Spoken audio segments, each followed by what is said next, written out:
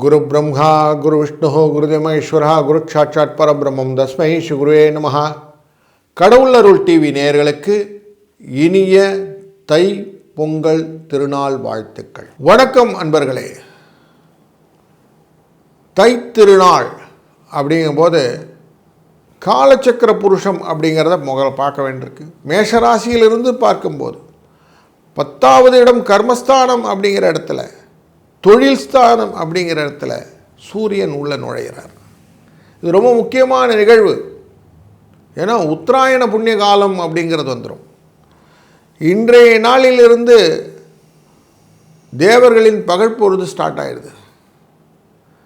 அதனால்தான் தை பிறந்தா வழி பிறக்கும் அப்படின்னு எல்லாரும் உட்கார்ந்துருக்கோம்.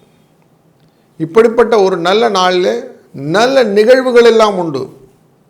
15ஆம் தேதியே நம்ம தைப்பொங்கல் வச்சுருவோம். அந்த பொங்கல் வைக்கிறதுக்கு நல்ல நேரம் அப்படின்னாக்கா காலையில் 9:45 11 மணி வரைக்கும், வியாழக்கிழமை அன்னைக்கு. விருத்தி யோகம், கௌளவ கரணம் என்கிற யோக கரணங்கள் உண்டு. ஜேஷ்டா நட்சத்திரம் என்கிற கேட்டையின் நட்சத்திரம், துவாதசி திதி. அன்றைய நாளில் ரொம்ப விசித்தமான நாள். வியாழக்கிழமை குருவாரம் தை பிறக்கிறது. அதனால்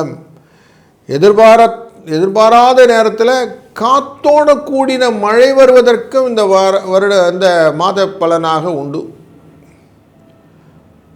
நல்ல தொழில்துறையிலே நல்ல ஸ்ட்ரென்த்தாக இன்க்ரீஸ் பண்ணக்கூடிய பிஸ்னஸ் ப்ராப்பர்ட்டி எல்லாம் நிறைய கிடைக்கும். அந்த ஆப்பர்ச்சுனிட்டியெல்லாம் வச்சுன்னு க்ரோத் நிறையா இருக்கும். விருத்தின்னு சொல்லுவாங்க, அப்படி இருக்கும். முக்கியமாக அரசியல்வாதிகளுக்கு அவங்களுக்குள்ள நிறைய குழப்பங்கள்லாம் வரக்கூடிய சூழ்நிலையும் இந்த தை மாதத்தின் பலனாக அமையும். எல்லாருக்கும் தங்கம் வெள்ளியெல்லாம் எப்படி இருக்கும் அப்படின்னு ஒரு கேள்வி உண்டு. இந்த தை மாதத்தில் தங்கம் வெள்ளி மேலும் வளரும். ஏன்னா திருமணங்களில் போன்ற விஷயங்கள்லாம் இருக்கிறதுனால ஏறுமுகம் அப்படிங்கிறது தான் இருக்குது. வக்கரகதியில் குருவேர் இருக்கிறார். அவர் திரும்பி ரெட்ரோகேஷன் முடித்து திரும்பி அதிசாரமாக போனால் தான், நார்மலாக அவர் கடகராசிக்குள்ளே போனால் தான் இறங்கும். அது வரைக்கும் ஏறு தான் செய்யும். அதனால் ஏறுமுகத்தில் தான் இதுவும் இருக்குது. இந்த கேட்டை நட்சத்திரத்திலேருந்து ஆரம்பித்த சந்திரனின் பயணம் கேட்டை நட்சத்திரமாக முடியும். 29ஆம் தேதி தை மாதம் முடியக்கூடியதும் கேட்டை நட்சத்திரத்தான் முடியும். இந்த வருஷம், இந்த மாதம் கும்பரவிக்குள்ளே போகக்கூடிய அந்த காலகட்டம் வரைக்கும் இப்படி தான் இருக்க போகுது. கிரகங்கள் எல்லாம் எங்கெங்கே இருக்க போகுதுன்னு பார்க்கும்போது, சூரிய பகவான் மகர ராசிக்குள்ளே வந்துடுவார்.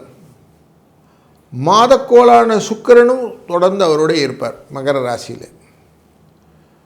வருடக்கோளான ராகு கும்பராசிக்குள்ளரையும் கேது சிம்ம ராசிக்குள்ளே இருப்பாங்க. வருடக்கோளான சனி பகவான் மீன ராசியில் இருப்பார். மகர ராசிக்கு அதிபதி அவர் மீன ராசியில் 3ஆம் இடத்துல உட்கார்ந்துருப்பார். ராசியின் 3ஆம் இடத்துல. குரு வக்கரகதியிலே மிதுனத்தில் இருப்பார். தன்னுடைய பார்வையை எங்கே செலுத்துகிறார்? சூரியனின் 2ஆம் இடமான கும்பராசிக்கில் செலுத்துவார். அதுமாதிரி சூரியன் 12ஆம் இடமான தனுசு ராசி மேலேயும் வைப்பார். சூரியன் இருக்கக்கூடிய இடத்துலேருந்து 10ஆம் இடமான துலா ராசி மேலேயும் வைப்பார். செவ்வாய் புதன் இவர்கள் அனைவருமே 2 பேருமே இருக்கக்கூடியது தனுசு ராசியில் இருப்பாங்க. குருவினால் பார்க்கப்படுவார்கள். மாதம் ஆரம்பம் அப்படி தான் இருக்கார். சந்திரன் கேட்டை நட்சத்திரத்தில் இருக்கிறதுனால விருச்சிக ராசியில் அமர்கிறார். இந்த செவ்வாய் அமர்ந்திருப்பது தனுசு ராசியிலிருந்து 4ஆம் பார்வையாக சனி பகவானையும் பார்ப்பார். சனி பகவானுக்கு 3 விதமான பார்வை உண்டு.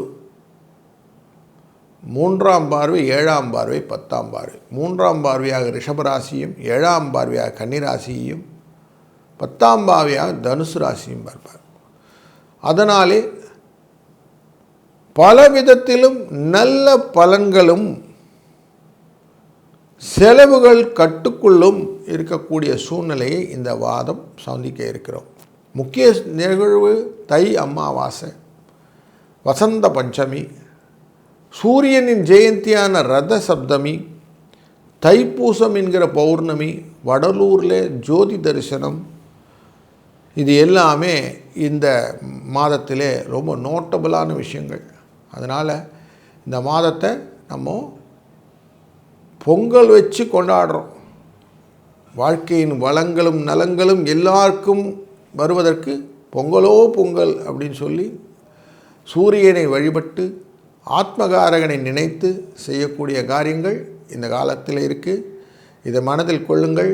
ஒவ்வொரு ராசிக்கும் எப்படி பலன் இருக்குன்னு தொடர்ந்து காண்போம். வாருங்கள். வணக்கம் மேஷராசி நண்பர்களே. உங்களுடைய ராசிக்குள்ளர சூரியன் உச்சப்படுவார். நார்மலாக சித்திரை நட்சத்திரத்தை வரும்போது இவர் 5ஆம் இடத்துக்குரிய போது சிம்ம ராசியில் உட்கார்ந்திருப்பார். மகர ராசியில் வரும்போது உத்தராயண புண்ணிய காலம்ங்கிறதுனால போற்றப்படுவார். சனியும் சூரியனும் பகை, ஆனாலும் கர்மஸ்தானத்துக்கு வரும்போது அந்த கர்மதிபதிக்கான விஷயம்லாம் நடக்கணும் இல்லைங்களா?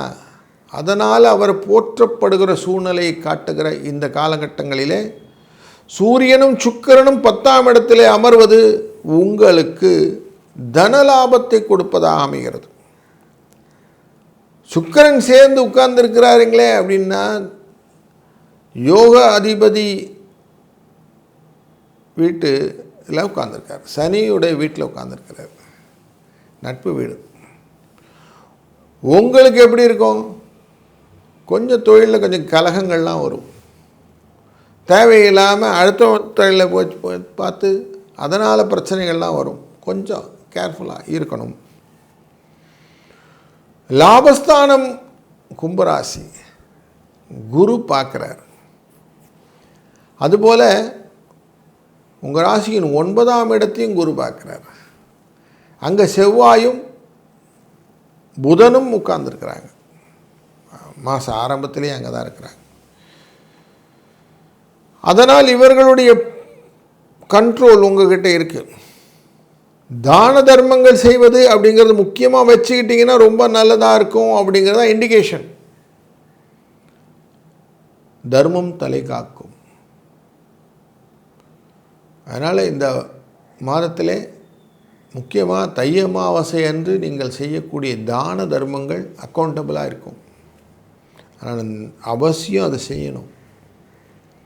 அதுபோல் வசந்த பஞ்சமி இருக்குது, 23ஆம் தேதி ஜனவரி. அன்றைய நாளிலே பஞ்சமினாலே நல்லது. வசந்த பஞ்சமி ரொம்ப முக்கியமான நாள். அன்றைய நாளிலே ஷியாமலா நவராத்திரி பூஜா ஆரம்பத்தில் இருக்கக்கூடிய நாள். அந்த நாளிலே நீங்கள் செய்யக்கூடிய வசந்த பஞ்சமி விரதங்கள், வாராகி அம்மையை வழிபடுவதனால் வரக்கூடிய பலன்கள் உங்களை மேலும் காக்கும். சூரியனுடைய ஜெயந்தி அப்படிங்கிற ரதசப்தமியும் உண்டு, 25ஆம் தேதி அன்னைக்கு. அன்றைக்கு தலையில் இருக்க இலையெல்லாம் வச்சுட்டு குளித்து தான தர்மம் செய்கிறதுனால உங்களுக்கு லாபம் உண்டு. பிப்ரவரி 1ஆம் தேதி அன்னைக்கு தைப்பூசம், அன்னதானம். வடலூர் ஜோதி ராமலிங்க அடிகளார் சொன்ன மாதிரி அருட்பெரும் ஜோதி தனிப்பெரும் கருணை, எல்லாருக்கும் அன்னதானம். வாடிய பயிரெல்லாம் கண்டாலாம் வாடினாராம். அப்படிப்பட்ட சாஃப்டான மனசு. அவரை நினைந்து நீங்கள் செய்யக்கூடிய காரியங்கள் எல்லாமே உங்களுக்கு வெற்றி. இப்படி அனைத்து விதமான நல்ல காரியங்களையும் தான தர்மங்கள் செய்வதனால் நீங்கள் இறைக்கிற கிணறே சுரக்கும். விதை விதைத்தால்தான் முளைக்கும். அதனால் நீங்கள் இதை அவசியம் செய்ய வேண்டும். செய்ய மேஷராசிக்கு என்ன பிரச்சனை சார்? சனி பகவான் உள்ளே வந்துட்டார், 7.5 சனி சார்ன்றீங்க. 7.5 சனி எப்படி போக்குறதுங்கிறதுக்கு தான் நான் இப்போ உபாயம் சொல்லி கொடுத்தேன். இதுதான் ட்ரிக்கு. இதை பண்ணுங்க, டெஃபினட்டாக உங்கள் வாழ்க்கையில் நல்ல மாற்றங்களை நீங்கள் உணர்வீர்கள். வேலை இல்லைன்னா வேலை கிடைக்கும், குழந்தைகளுடைய எதிர்காலத்துக்கு நல்ல முடிவுகள் கிடைக்கும், ஆரோக்கியமான வாழ்வு கிடைக்கும், மங்களகரமான நிகழ்வுகள், திருமணம் போன்ற தடைகள் எல்லாம் நீங்கி நகழ்வு நடக்கும், வீடு மனை வாகன யோகங்கள் கிடைக்கும், கடன் குறையும். இப்படி பல ஐஸ்வர்யங்களும் உங்களை வந்து சேரக்கூடிய அனைத்து விதமான விஷயங்களும் உங்கள் டுவர்ட்ஸ் ஃபோக்கஸாக இருக்கக்கூடியது இந்த தான தர்மத்தினால் வரப்போகுது. அதனால் செய்கிற தப்புன்னு இல்லைங்களே, உங்களால் இயன்றதை செய்யுங்கள். எப்போவுமே சொசைட்டியில் நீங்கள் எவ்வளோ தூரம் ஹெல்ப்ஃபுல்லாக இருக்கீங்களோ அவ்வளோ தூரம் சொசைட்டி உங்களை அப்லிஃப்ட் பண்ணிவிடும். இதுதான் உண்மை. இந்த உண்மையை மேஷராசிக்காரான நீங்கள் புரிந்து கொண்டீர்களானால் நாள் என் செய்யும், வினைதான் என் செய்யும். அதனால் எந்த விதத்திலும் உங்களுக்கு குறைவே இருக்காது. இந்த காலகட்டங்களில் தைப்பூச திருநாள் வருவதனாலே முருகப்பெருமானை நினைந்து நீங்கள் விரதம் இருந்து பழனிமலை முருகனை மனதால் நினைக்க நினைக்க அவனின்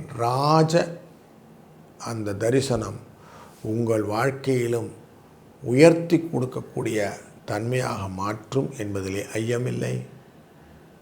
வாழ்க வளத்துடன். கடவுள் அருள் டிவியை பார்த்தமைக்க நன்றிகள். மேலும் இது போன்ற தகவல்களை தெரிந்து கொள்ள கடவுள் அருள் டிவியை சப்ஸ்கிரைப் செய்யுங்கள். மறக்காமல் பெல் ஐக்கானை கிளிக் செய்யுங்கள்.